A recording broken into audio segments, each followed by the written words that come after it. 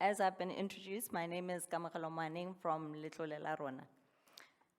Thank you very much, Kim and team, for inviting us. We're very excited to be part of this auspicious event. We're hoping that, in this platform, we get to really debate the topical issues that are affecting our industry.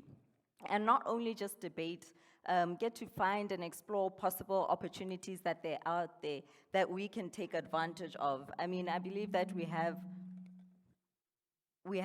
the people who have the ability to actually change our industry in this room. So I'm very glad for the turnout. Some of the issues that I'd like us to debate, explore, and connect with as part of this conference is really, the main topical issues that we're being faced with. The high inflation, it's affecting everyone. So what does that mean for us in the real estate industry? How long is it going to last for? What does this mean? We're seeing rise in interest rates, we're seeing rise in, your raw material costs from a development perspective. So is that depressing our development yields? So are developments still feasible? Are we able to pass on that to, the consumers, the tenants? What does this mean really for the future of real estate as we see it? With the rising interest rates, obviously it comes increase in cost of debt. Previously, real estate has been primarily funded by, your conventional bank debt. But now, with the rise in interest rate, should we be looking at alternative sources of funding? But if we are looking at those alternative sources of funding, what are they?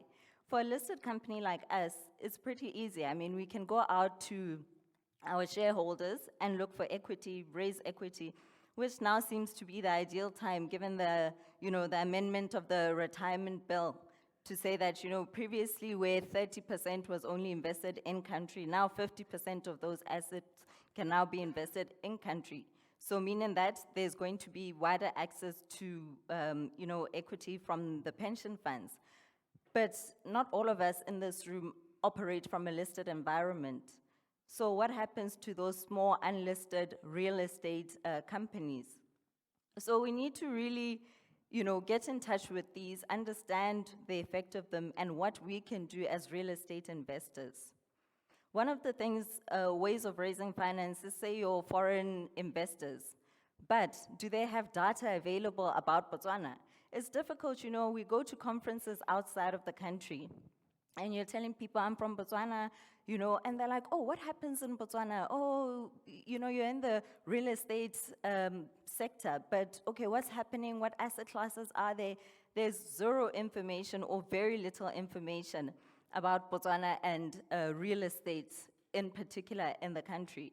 So what are we doing about this? Is there an opportunity for us to say, you know what, as real estate investors and developers, can we come together, see how we can, possibly get data, collect data, obviously on a confidential basis, such that we're able to pool resources and even, a business opportunity where somebody can retail this information.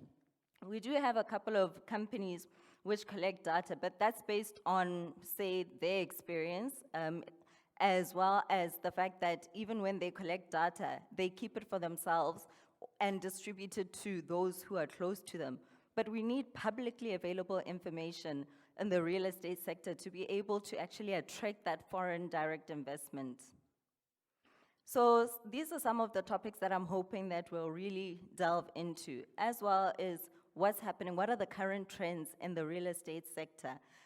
Traditionally, we've always been used to your traditional asset classes, such as your hospitality, your industrial, and your retail, your office. But now, what are we seeing coming up? There's a lot of talk about, data centers. With the new Data Amendment Act, I mean, what does that mean? Does it mean that we now need to shift our minds and our strategies away from those office and retail to now looking at your data centers? We experienced that during COVID, there was a shortage of, healthcare facilities. Was that a once-off thing where because there was a pandemic, they were overwhelmed? Or is it something where we should be looking at to say, LLR being a listed company and other unlisted companies, should we be moving towards the healthcare sector? So I really look forward to those type of engagements and insights during this event. Thank you very much.